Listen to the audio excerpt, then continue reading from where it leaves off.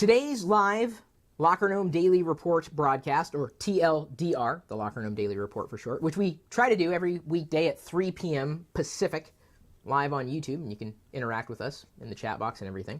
It almost didn't happen. 2 hours ago, suddenly the internet connection stopped working. So my first thought, okay, I need to reboot the system. So I did that. Still wasn't working. So I looked at the diagnostics on the router itself, and I had an internet connection. And I could use the diagnostic tools on the router, but I could not get any kind of internet connection on any device that I connected to the router, either directly or by way of another switch. So I had to call up my ISP, Comcast.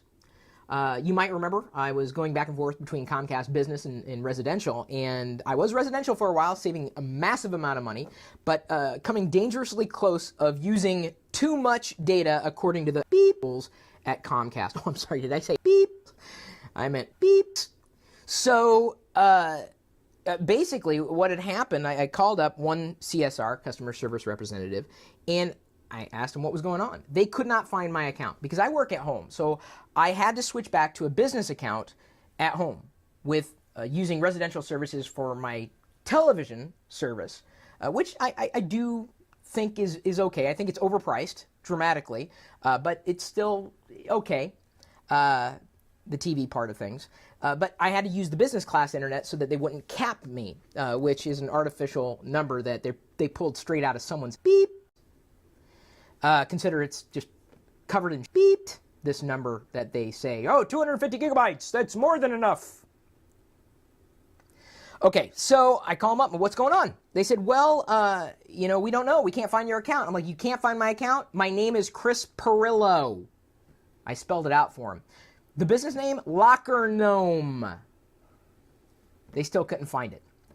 So I got frustrated, and I hung up, and I went and searched for an exact account number, which took me a while to see if I could dig it up. Even after reading the MAC address, the hexadecimal code on the bottom of the router, they still couldn't find my account. So I called another CSR, and they were, I think, a little easier to deal with, seemingly.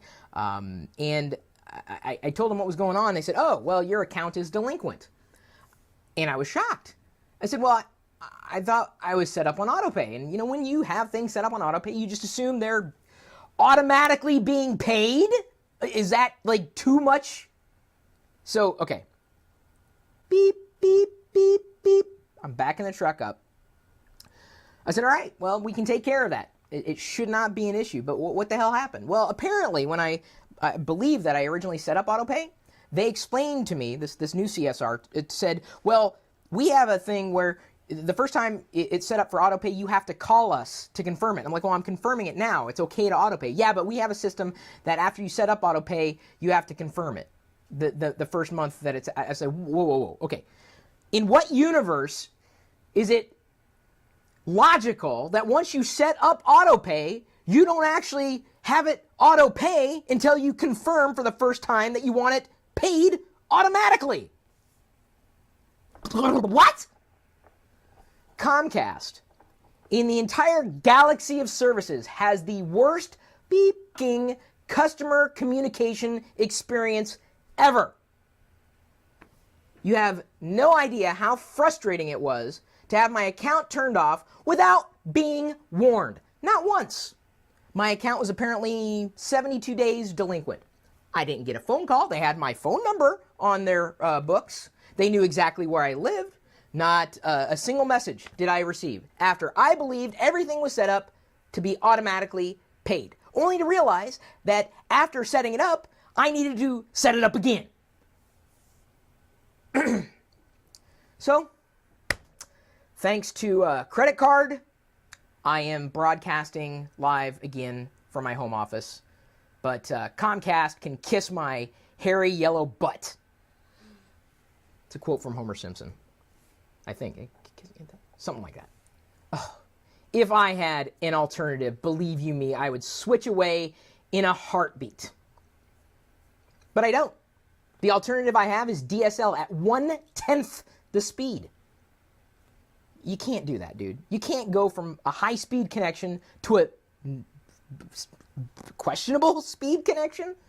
Ugh, 10 megabits would be too slow for me. Yeah, I would I couldn't do it. I couldn't do it. I would cry blood at that point.